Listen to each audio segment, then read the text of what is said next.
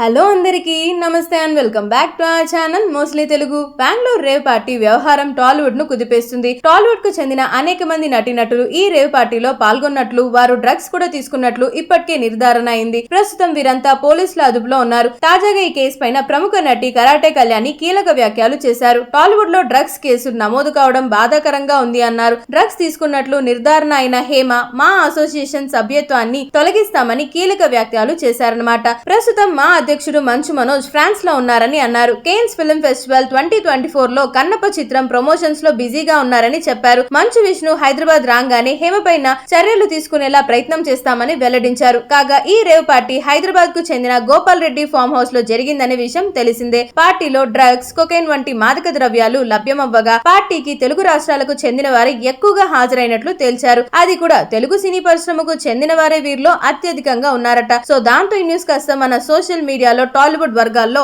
అందరినీ కుదిపేస్తుందని చెప్పుకోవాలి. సో ఇలాంటి మరిన్ని ఇంట్రెస్టింగ్ ఫిల్మీ ట్రెండింగ్ అప్డేట్స్ కోసం వెంటనే మన ఛానల్ ని సబ్స్క్రైబ్ చేసుకొని పక్కన ఉన్న బెల్ ఐకాన్ ని సైతం క్లిక్ చేయడం మాత్రం అస్సలు మర్చిపోవద్దే. అండ్ అలానే ఈ వీడియో కనుక మీకు నచ్చినట్లయితే కాస్త లైక్ చేయండి, షేర్ చేయండి. అండ్ ఇంత ప్రేమగా అడుగుతున్నాను కదా, చిన్నగా సబ్స్క్రైబ్ చేసుకోలేదా చెప్పండి. సో వెంటనే చేసేసుకోండి.